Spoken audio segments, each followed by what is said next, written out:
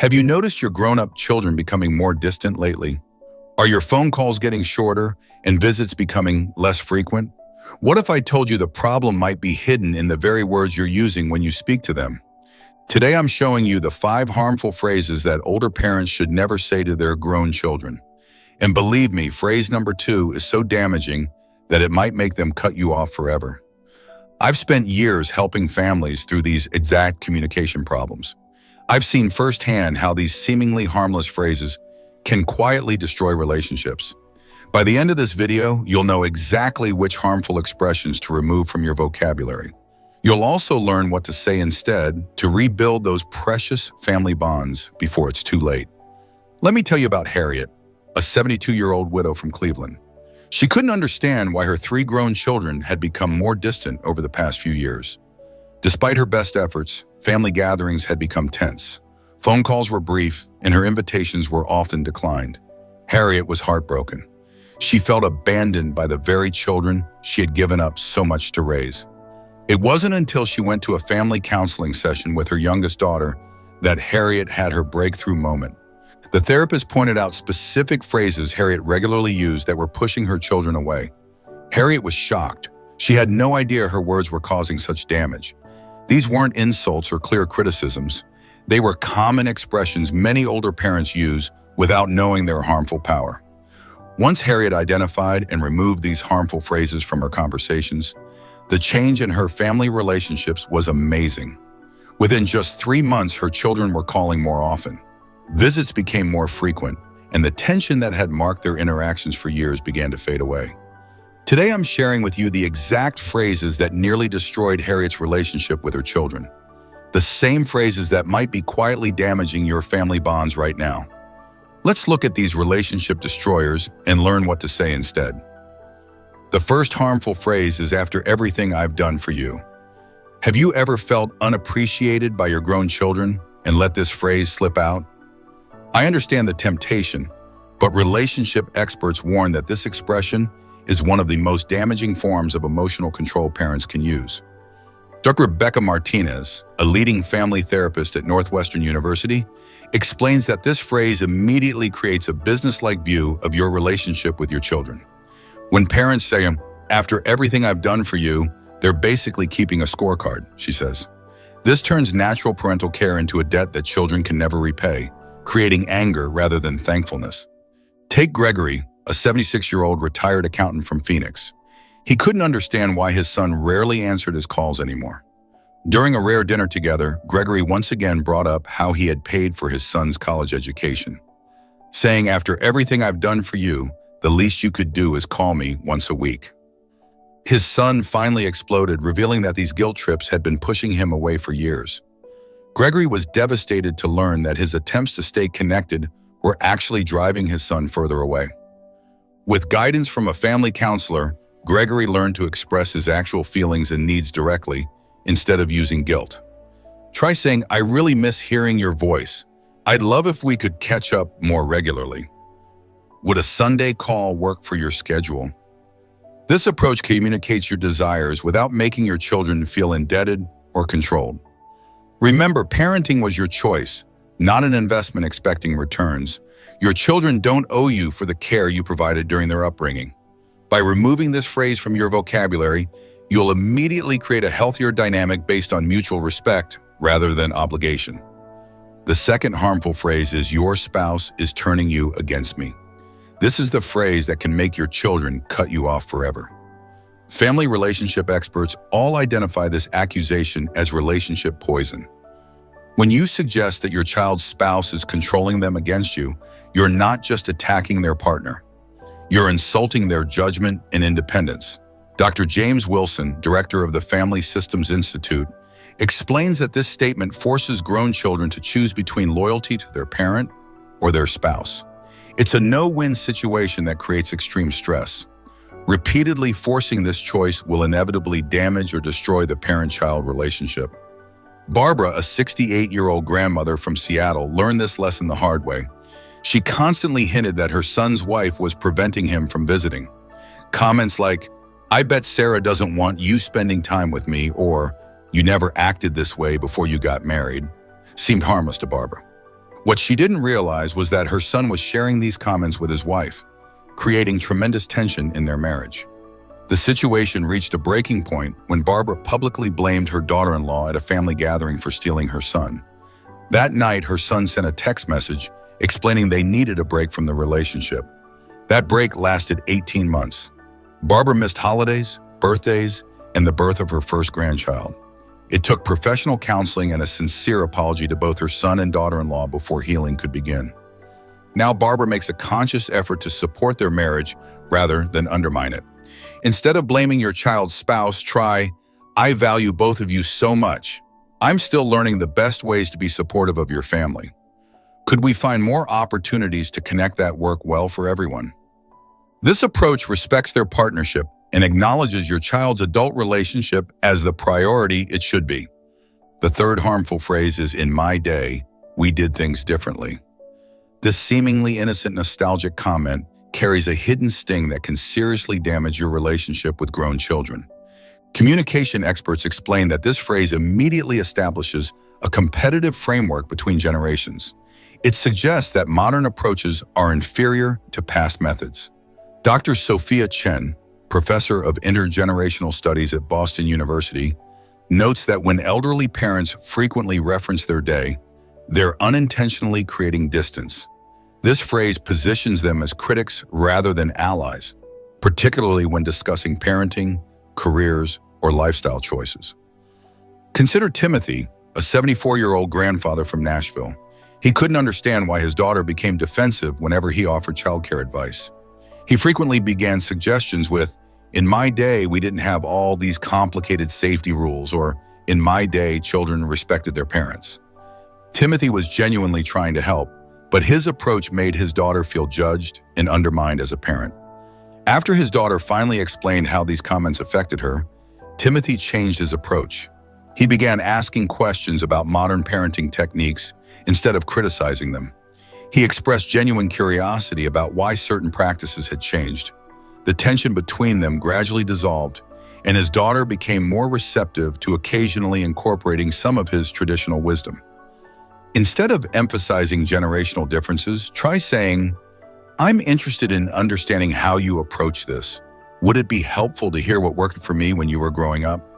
This formulation offers your experience as an option rather than positioning it as superior. Remember, your goal should be connection, not correction.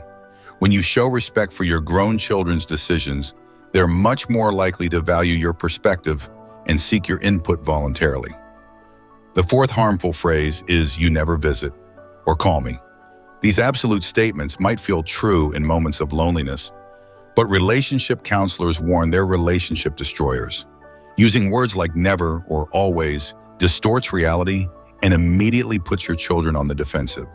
Dr. Michael Ramirez, family psychologist and author of Healing Family Relationships, explains that absolute statements like, "You never visit," create a no-win situation for grown children. Even if they visited last month, the parent has declared this insufficient. This creates resentment and anxiety around future interactions. Consider Evelyn, a 70-year-old widow from Chicago. She frequently complained to her daughter, "You never call me, and I haven't heard from you in ages," even when they'd spoken the previous week. Her daughter began dreading their interactions, knowing that no matter how often she called, it would never be enough to avoid these accusations. The breakthrough came when Evelyn's friend suggested she keep a journal of all family interactions. Evelyn was shocked to discover that she actually heard from her daughter 2 to 3 times weekly through calls, texts, and social media. The problem wasn't frequency, but Evelyn's perception and expectations. Working with a therapist, Evelyn learned to acknowledge each connection positively rather than focusing on the gaps between them. She began expressing gratitude for specific interactions. "I really enjoyed our call last Tuesday," or "Thank you for sending those photos of the kids." Instead of making accusations, try, "I treasure our time together. I've been feeling a bit lonely lately and would love to find a regular time to connect that works with your schedule. What might that look like?" This approach expresses your feelings and needs without blame or exaggeration. Understanding that your grown children are balancing careers, their own children, and numerous other responsibilities helps put your relationship in perspective. By acknowledging their efforts rather than focusing on perceived deficiencies, you'll create a much healthier dynamic. The fifth harmful phrase is, "You'll regret it when I'm gone." Using your mortality as emotional leverage might seem like a sure way to get attention, but experts warn it's actually driving your children away. This phrase combines guilt, manipulation, and fear in a harmful mixture that damages trust and creates anxiety. Dr. Elizabeth Parker, gerontologist and family counselor at the University of Michigan, explains that when elderly parents invoke their mortality as a threat, they're creating a traumatic association around their eventual passing. Rather than motivating more connection, these statements often trigger avoidance as grown children attempt to escape the emotional manipulation. Take Robert, a 78-year-old grandfather from Denver. Whenever his children couldn't attend a family gathering or disagreed with his advice, he would say, "Well, someday I'll be gone and you'll wish you had listened to me," or "You'll regret not spending more time with me when I'm dead." His children began limiting their interactions with him, finding the emotional blackmail unbearable. The situation changed when Robert's oldest son finally confronted him, explaining how these comments affected the family. With professional help, Robert realized he was expressing legitimate fears about being forgotten or insignificant, but in a destructive way. He learned to communicate his desire for connection directly rather than through veiled threats. Instead of weaponizing your mortality, try, "These family moments mean so much to me. I hope we can create more memories together in the coming months." This expresses your desire for connection without manipulation or guilt. Remember, quality relationships are built on mutual respect and understanding, not obligation or fear. Your children will want to spend time with you because they enjoy your company, not because they're afraid of future regret. What makes these 5 phrases particularly dangerous is how common and seemingly innocent they appear. Most elderly parents who use them have no idea of the damage they're causing. They genuinely believe they're expressing legitimate concerns or just making conversation. Neuroscience research conducted at Harvard Medical School reveals why these phrases are so harmful. Dr. Jonathan Hayes explains that when people hear these types of accusatory or manipulative statements from loved ones, their brains trigger the same stress response as a physical threat. Over time, this creates an avoidance pattern, essentially training the person to limit contact with the source of stress.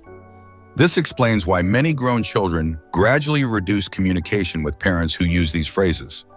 It's not a conscious decision to abandon their parents. It's a natural psychological response to emotional distress. The good news is that recognizing these patterns is the first step to breaking them. By consciously replacing these harmful phrases with healthier alternatives, you can begin repairing damaged relationships immediately. Changing long-standing communication habits isn't easy, especially when they've become automatic responses. Here's a practical 3-step approach recommended by family therapists. First, practice self-awareness. Notice when you're about to use one of these harmful phrases. What emotion is driving it? Are you feeling lonely, unappreciated, or afraid? Identifying the underlying need will help you express it more directly. Second, pause before speaking. When you feel the urge to say one of these phrases, take a deep breath and consciously choose a healthier alternative. This may feel awkward initially, but with practice, it will become natural. Third, focus on expressing your feelings and needs directly. Instead of saying, "You never visit me," try, "I've been feeling lonely lately and would love to see you more often." This expresses the same underlying concern without blame or accusation. Remember Patricia, a 75-year-old grandmother from Boston, who transformed her relationship with her 3 grown children by eliminating these phrases. After months of strained interactions, she committed to changing her communication style. At first, her children were skeptical, but as she consistently demonstrated new patterns of interaction, the walls between them gradually came down. 6 months later, Patricia's daughter surprised her by suggesting they take a weekend trip together, something that would have been unimaginable during their previous communication dynamic. "It wasn't that my children didn't love me," Patricia reflected. "They just couldn't handle the emotional burden of my communication style." Now that you understand which phrases to avoid, let's focus on positive communication strategies that strengthen family bonds. Express appreciation regularly. Notice and acknowledge the ways your children do show up for you rather than focusing on what's missing. Respect boundaries. Recognize that your grown children have responsibilities and priorities beyond your relationship with them. Show interest in their lives without demanding they prioritize you above all else. Make interactions enjoyable. Be the parent your children want to talk to, not the one they feel obligated to check on. Share positive news, ask about their interests, and avoid turning every conversation into a complaint session. Offer support without judgment. Be a resource for your children when they need advice or assistance, but respect their decisions even when they differ from your recommendations. Create new traditions that accommodate everyone's changing lives, rather than insisting on maintaining every historical family practice. Collaborate on creating gatherings that work for current circumstances. By implementing these positive strategies while eliminating harmful phrases, you'll create a family dynamic built on mutual respect and genuine connection, rather than obligation or guilt. Now you know the 5 harmful phrases that are silently destroying your relationship with your grown children, and you have practical alternatives to use instead. Remember, it's never too late to change communication patterns and rebuild connections. Your relationship with your children can grow stronger and more meaningful in these later years, but it requires conscious effort and willingness to adapt. If you've recognized any of these phrases in your own communication, don't beat yourself up. Awareness is the first step toward positive change. Start today by choosing one phrase to eliminate and its healthy alternative to practice. Your children will notice the difference, even if they don't immediately comment on it. Did you recognize any of these phrases in your conversations with your grown children? Let me know in the comments which one surprised you the most. If you found this advice helpful, please hit the like button and subscribe to our channel for more insights on strengthening family relationships in your golden years. Share this video with friends who might benefit from this information. It could save a precious family relationship.